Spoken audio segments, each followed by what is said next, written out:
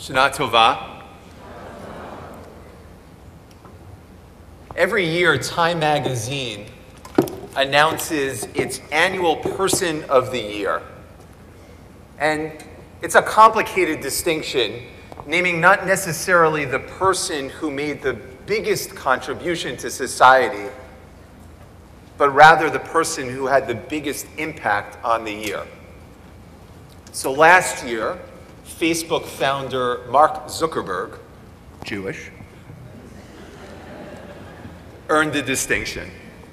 In the past, figures both good and bad have been recognized.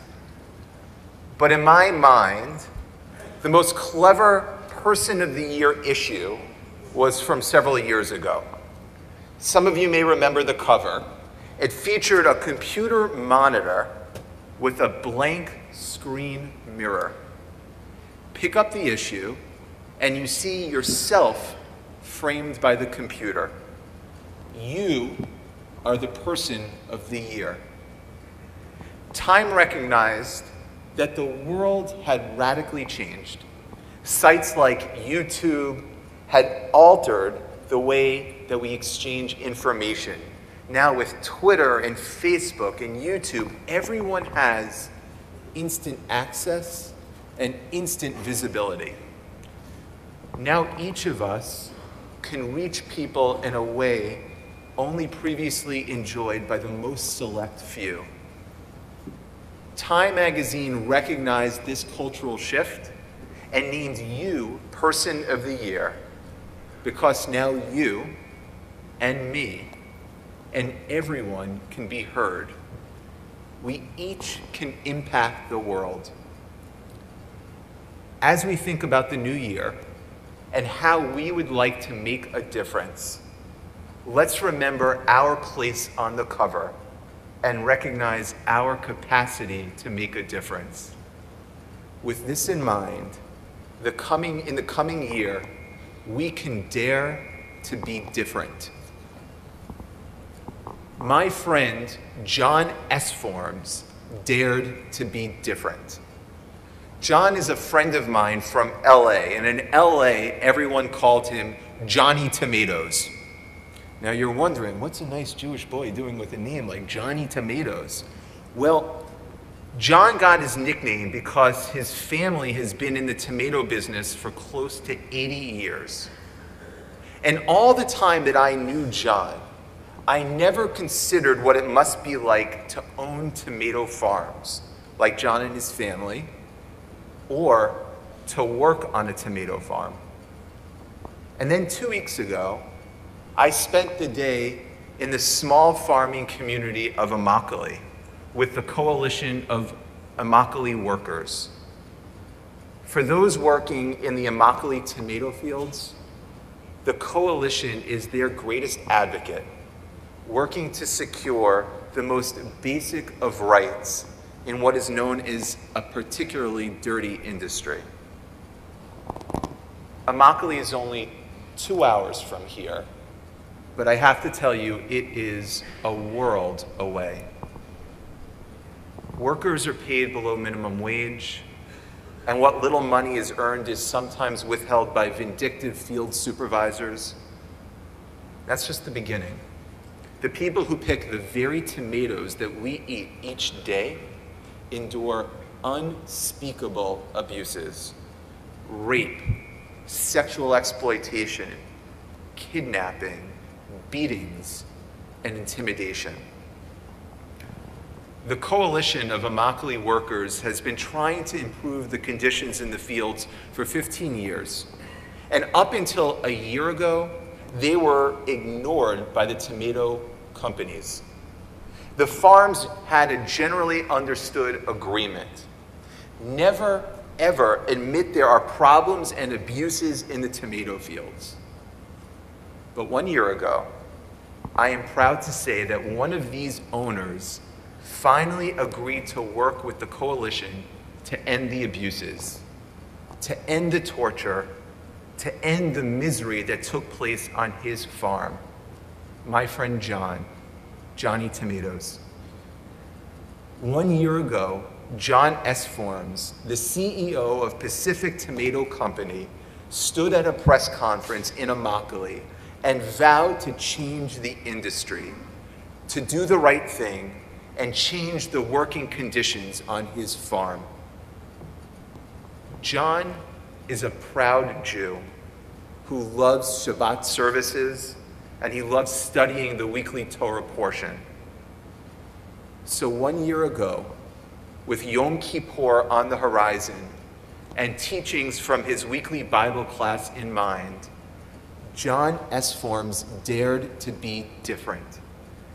And today in Immokalee, while much is still to be done, there is finally hope. With intense public scrutiny, other farmers are now following John's lead and introducing standards to protect the farm workers. I saw John the other week when I was in Immokalee. He told me that he needed to change the direction of his company because it weighed too heavily on his soul. He needed to stop running from the problem, he told me, and instead, he vowed to fix it. What an incredible message for the high holidays. Not all of us can be like John Esforms. Not all of us can dare to be different and change an entire industry. But all of us can dare to be different. Not just in how we embrace social justice, but how we embrace the gift of life in our relationships with our family and friends and in our careers. Today, as we begin our season of repentance, I encourage us to continue to transgress what is expected, transgress complacency. Find a place in your life that you would like to improve and step away from what you know, from what you have come to expect. Do it differently. This year, dare to be different.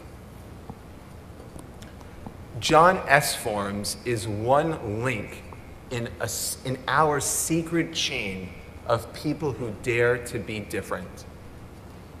From generation to generation, Lador Vador, our tradition celebrates the different, those who choose to improve by being unlike all the others. We come from a long line of people who do not hold back, people who do not conform. It starts back with Abraham in the Bible. The Bible calls him Abraham the Hebrew, Avram ha-Ivri. Ha-Ivri literally means someone who crosses over, one who steps out of clearly defined conceptions. It's Abraham who dares to be different by leaving behind the world of idolatry and polytheism and instead embarks on a new path, a path to God. Close to 3,000 years later, in the streets of Paris, with the mobs yelling death to the Jews, the call to be different was heard by an Austrian journalist. This reporter recognized that Jews would never fully be accepted in Europe. So this man, Theodor Herzl, dared to be different. It was Herzl who first transformed an intellectual idea of Zionism into a political movement. When he convened the First World Zionist Congress in 1897, it marked the first time in 2,000 years that Jewish leaders gathered to discuss the possibility of a Jewish state. The conference was a radical step, and many people laughed at Herzl. But because of this conference, shortly thereafter, the Jewish world began to believe They began to believe it in their hearts and their souls that if you push and if you push, it's possible. If you will it, it will no longer be a dream. Im tirtzu, ein zo agada. Herzl didn't allow the naysayers. He didn't allow the reality of no to dissuade him. Rather, Herzl sparked the Zionist flame. And because Herzl dared to be different, while many in this world that we live in today would prefer for us to disappear, this year we will celebrate the 64th year of our greatest miracle and our biggest blessing, our homeland, the state of Israel. If Time magazine had been around, Abraham and Herzl would have all been Person of the Year. If Time's office was in Immokalee, John Esforms would be on the cover. But the actual cover, the one with the mirror computer monitor, is turned in our direction. We too can dare to be different. Dare to be different at home. Let's dare to be different with our work-life balance. No longer allowing late-night meetings to consistently trump Little League games, dance recitals, and eating dinner as a family. It's time to be different, to dare to be different with our relationships, to openly acknowledge where something is broken, where something just doesn't feel right, and to ask ourselves the hard questions. What can we do to repair it? Or maybe this is the year to acknowledge that certain relationships are irreparably broken and cannot be repaired. Of course, let's dare to be different Jewishly. Make this the year of Jewish growth. Make it a year where your soul is a priority. You know, the culture in Miami, all around us, emphasizes physical perfection. Let's dare to be different. And instead of worrying so much about perfecting our bodies, let's instead worry about growing our souls. In his biography on Albert Einstein, Walter Isaacson writes that Einstein was a troubled student. He often sassed teachers and would question authority. While studying for his degree in physics, his professor, Heinrich Weber, summed it up when he told and wrote Einstein the following: "You are a clever boy, but you have one great fault. You'll never let yourself be told anything." Weber never thought Einstein could amount to much because Einstein couldn't accept his authority. With the benefit of hindsight, Isaacson acknowledges that there was some truth to Weber's assessment, but Einstein showed that tuning out conventional wisdom is a flaw worth having. Albert Einstein dared to be different, and by doing so, he followed a long list of distinguished Jews who presented an alternative way, a different approach. Abraham, Herzl, and Einstein, they changed the course of history when they dared to be different. Right here, in our own backyard in Immokalee, hundreds of tomato pickers go to work each day, no longer in fear of being abused, because John Esforms decided that his business on his farm would be different. And now, here in this sanctuary, on our holiest of seasons, let's recall the Time magazine with the computer screen and our reflection. How will we dare to be a little better? How will we dare to be a little more grounded, a little kinder, a little more concerned by the things that are truly important. How will each of us dare to be different this year? As we contemplate our hopes and dreams for a sweet new year, let's listen to the sound of the shofar. The tekiah, shivarim, and trua fill this sanctuary and reverberate in our souls. Their blasts are a spiritual alarm clock. Like John Esforms, for whom a small voice from deep within his soul called for him to make a change, the sound of the shofar can awaken that voice inside each of us.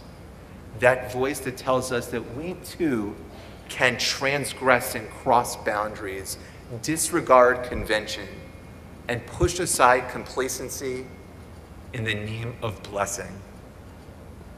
We can make changes. We can make changes for the better. This year, we can dare to be different.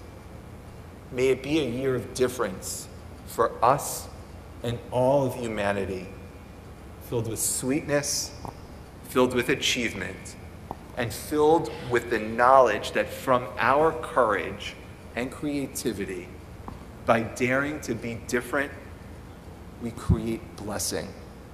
Shana Tova.